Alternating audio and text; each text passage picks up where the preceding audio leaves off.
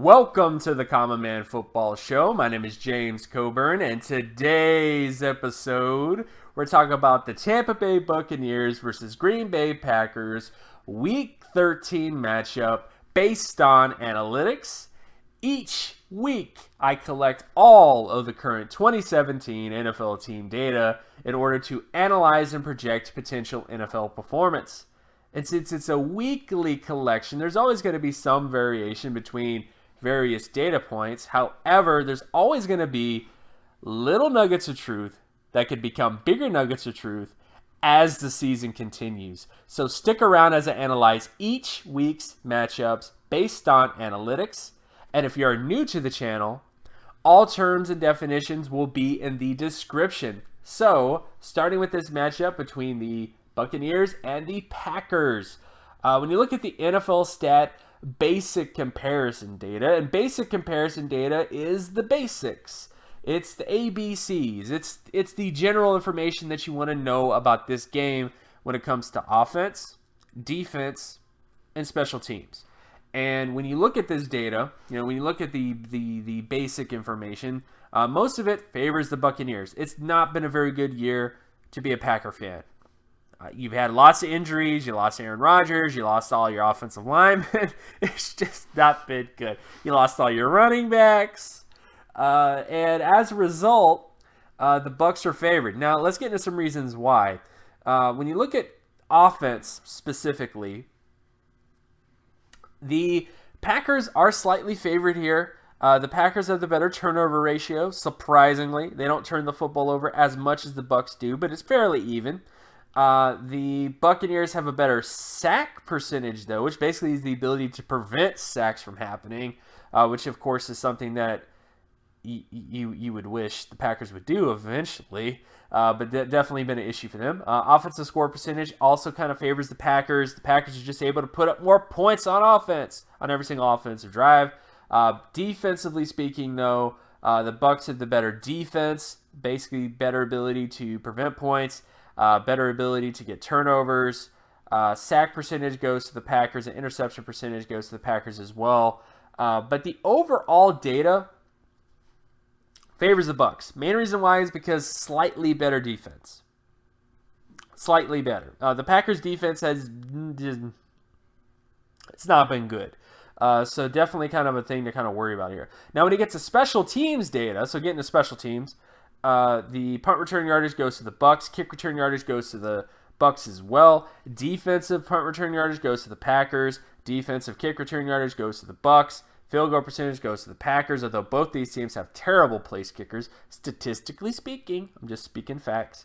Then, of course, you look at extra point percentage where the Packers are favored, and punting average where the Packers are favored as well. In terms of special teams, I would give this to the...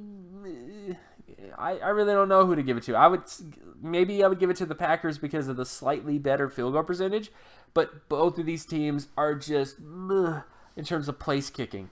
So definitely something to kind of worry about here when it comes to that particular perspective. But overall, most of the data slightly favors the Buccaneers in this game. Like, that's the basic kind of takeaway, but it's anyone's game.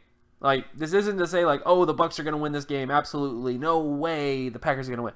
Not that at all. This is one of those games where it's fairly close. Both these teams are bad. Both these teams have major flaws.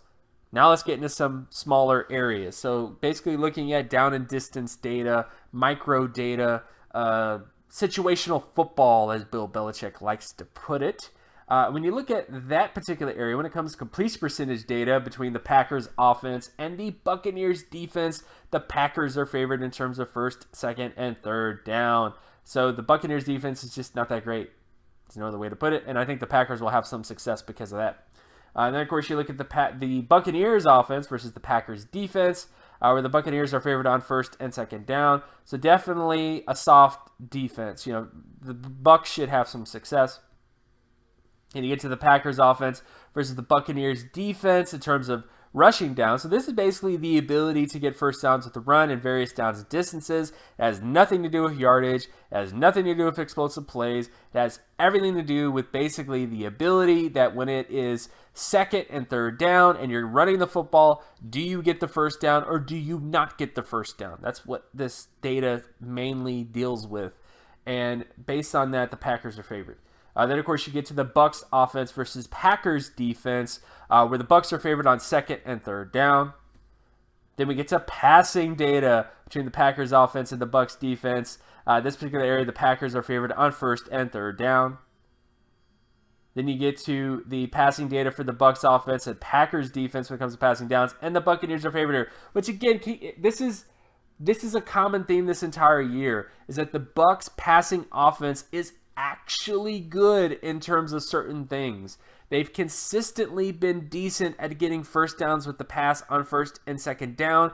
It's just the turnovers and the mistakes and just the lack of congruence in terms of what they're trying to accomplish has just been holding them down. So definitely kind of an issue to kind of consider, but I do think the Buccaneers will have success with their passing offense against the Packers defense because of just how bad this Packers defense is. Then, of course, get to sack rate between the Packers offense and the Bucs defense, where the Packers are actually favored on second and third down. The one thing I can say about this game, the Buccaneers have been terrible at getting sacks.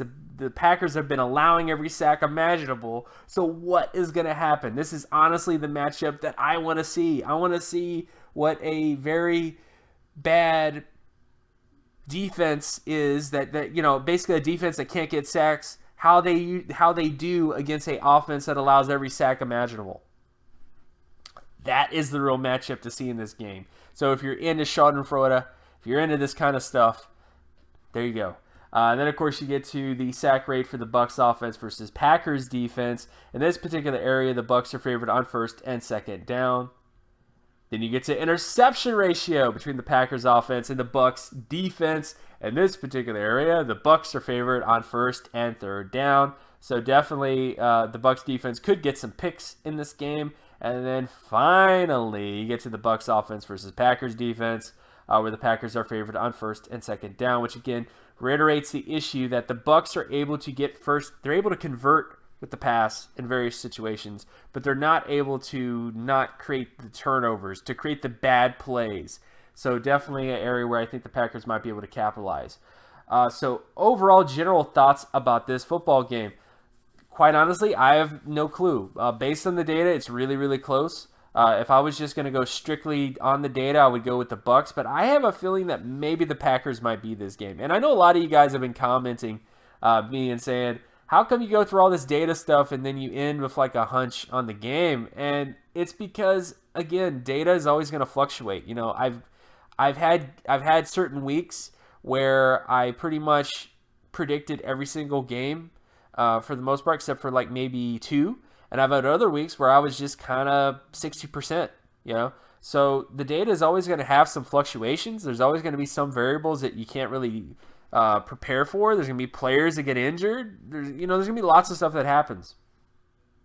So just kind of keep that in mind when I talk about this data stuff. However, more likely than not, events are going to happen based on how the data kind of sees it happening. So that's all data really shows. It basically gives you an idea, okay, what's the likely outcome? What's likely to happen?